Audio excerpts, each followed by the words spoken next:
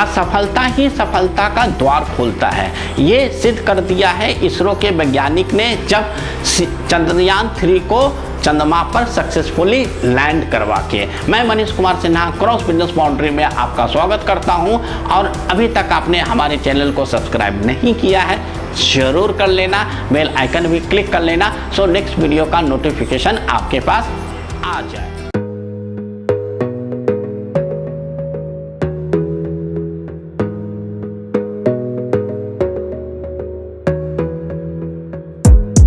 Gotta focus on yourself, on your faith, on your dreams, on your mind, on your health, yeah.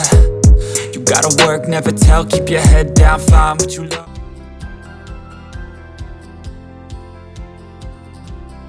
Chandrayaan 3 जो आप जानते हो कि भारत ने इतिहास रच दिया है, सिर्फ ये भारत के लिए ही गौरव की बात नहीं है, पूरे वर्ल्ड के लिए, क्योंकि चंद्रमा के साउथ पोल पर चंद्रयान 3 पहला रॉकेट है जो वहाँ पर पहुँचा है, पहला सैटेलाइट है जो वहाँ पर पहुँचा है, और इसी से भारत पूरे वर्ल्ड में एक तरीके से वर्ल्ड लीडर बन चुका है। आज तक चंद्रमा पर सिर्फ 4 कंट्री पहुँच सके हैं, जिसमें यूएसए, रसिया और चाइना है, चौथे इंडिया है, लेकिन साउथ पोल पर पहुंचने वाली इंडिया पहली कंट्री है। सो दोस्तों, आज हम बात कर रहे हैं कि क्या इसरो ने साउथ पोल पर पहुंचने का ये पहला कोशिश था या दूसरा कोशिश था। तो दोस्तों, मैं आपको याद दिला दूं, 2019 में इसरो ने एक कोशिश किया था साउथ पोल पर जाने का, और ऑलमोस्ट वहां पर पहुंच गए थे, लेकिन कुछ कारणों से वो अनसक्सेसफुल हो गए। C2 जिसे 22 जुलाई 2019 को लॉन्च किया गया था और 20 अगस्त 2019 को चंद्रमा के ऑर्बिट में पहुंच गया। जब ये 6 सितंबर को लैंड कर रहा था तो कुछ कारणों के कारण ये क्रैश कर गया। यहाँ पर इसरो के जितने भी वैज्ञानिक थे, चाहे वो चीफ हो या जितने भी इस प्रोजेक्ट से इन्वॉल्व थे, और साथ साथ पूरे देश के भारतवासी, बहुत ही दुख का माहौल था, क्योंकि ये सक्सेसफुल होना था, किसी कारण से नहीं हो पाया। लेकिन क्या इसरो इस असफलता को लेके शांत बैठ गया, रोते रहा? नहीं दोस्तों, क्योंकि हमारी जो ज़िंदगी है वो असफलता को लेके रोने के लिए नहीं है, असफलता से सीख कर आगे बढ़ने को है।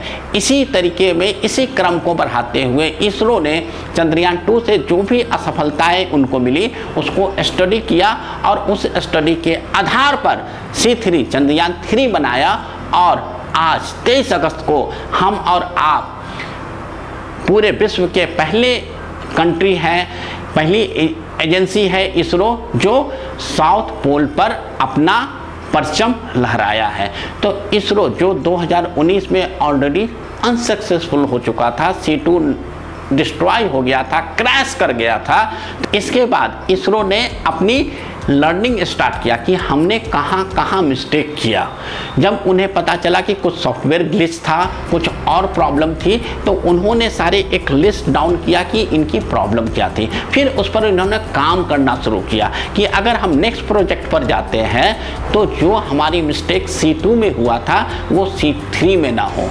फिर इस प्रॉब्लम को सॉर्ट आउट करने में डेफिनेटली टाइम लगा, तभी तो 2019 से 2023 तकरीबन 4 साल लगा। इसमें कोरोना का भी कुछ देन है। कोरोना अगर नहीं आता तो हो सकता है ये 1-2 साल पहले काम हो गया होता, लेकिन रीजन कुछ भी हो, लेकिन 4 साल के बाद हमने सक्सेसफुल परीक्षण किया।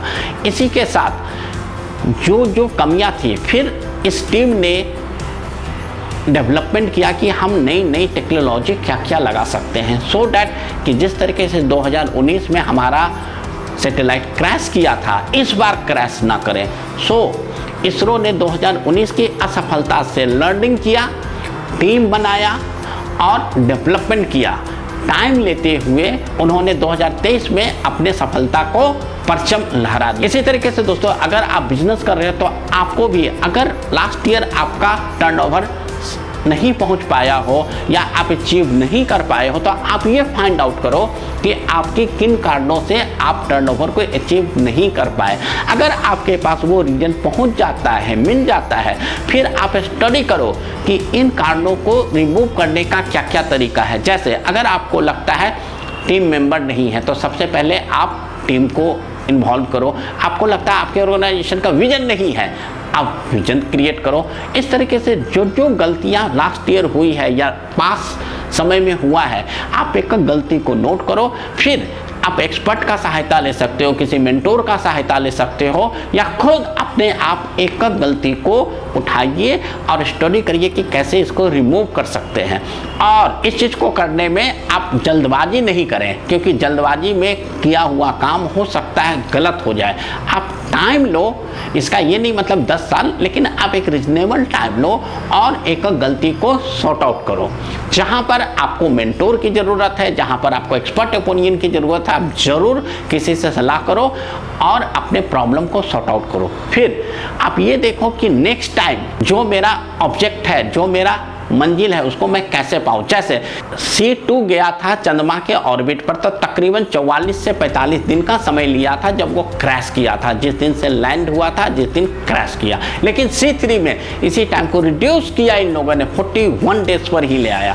सो दोस्तों, जब आप रिमूवल पर काम करते हो कि ये सारी प्रॉब्लम है, इसको हमें इस तरीके से रिमूव करना है, तो टाइम लाइन को भी आपको रिड्यूस करना पड़ेगा। रीजन कि आप ऑलरेडी पीछे लॉस्ट कर चुके हो, असफलताएं मिल चुकी है। तो आप इस तरीके से काम करो तो आप अपने लाइफ में, अपने बिजनेस में डेफिनेटली सक्सेस करोगे। तो आपको सिर्फ 3-4 चीज़ों पर ध्यान रखना है। कंक्लूजन में आपको बता देता हूँ। सबसे पहले, जो भी आपने मिस्टेक किया है पास्ट में, वो आपको मिस्टेक लिखना है।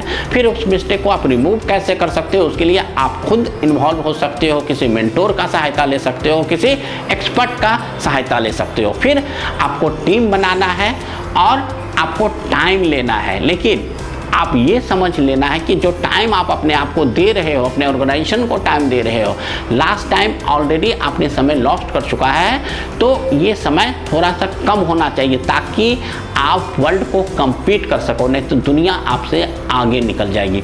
सो दोस्तों, हम ये देखते हैं कि असफलता पर लेके रोने से कुछ नहीं होना है। असफलता ही सफलता का द्वार होता है और असफलता से ही हमें आगे सीखने को मिलता है। तो सो दोस्तों, कभी भी अगर आपकी लाइफ में असफलता आता है, चाहे आप पढ़ाई कर रहे हो, चाहे आप बिजनेस कर रहे हो, या आप लाइफ के किसी मोड़ पर हो, आप ये स्टडी करो कि आप असफल कैसे हुए। जैसे एक बच्चा IIT या UPSC का तैयारी कर रहा है, वो सक्सेसफुल नहीं हुआ, तो ये फाइंड आउट करें क्या उसने सारे कोर्स को कंप्लीट कर लिया, क्या उसने लिखने का ट्राई किया था, क्या वो ग्रुप डिस्कशन किया था, क्या वो पढ़ाई के सारे आयाम को चेक कर लिया था। अगर वो सारा चीज़ किया था, क्या उसने कोचिंग या मेंटोरशिप लिया था। हो सकता है उसने 4 काम किया हो, 5वां कोचिंग या मेंटोरशिप नहीं लिया, तो नेक्स्ट टाइम वो कोचिंग और मेंटोरशिप ले ले। रीजन सक्सेस होना है, असफलता पर रोने से कुछ नहीं होगा। सो दोस्तों, बिजनेस हो या पढ़ाई, लाइफ हो या आपका परिवार, आप कभी भी असफलता देखते हो, हताश नहीं होना है। आपको सिर्फ ये सोचना है कि हम नेक्स्ट टाइम सफल कैसे हो। थैंक यू दोस्तों, आप हमारे साथ बने रहें, और अभी तक आपने हमारे चैनल को सब्सक्राइब नहीं किया है, ज़रूर कर लेना, बेल आइकन क्लिक कर लेना, तो नेक्स्ट वीडियो का नोटिफिकेशन आपके पास आ जाए। नमस्कार। Audio Jungle।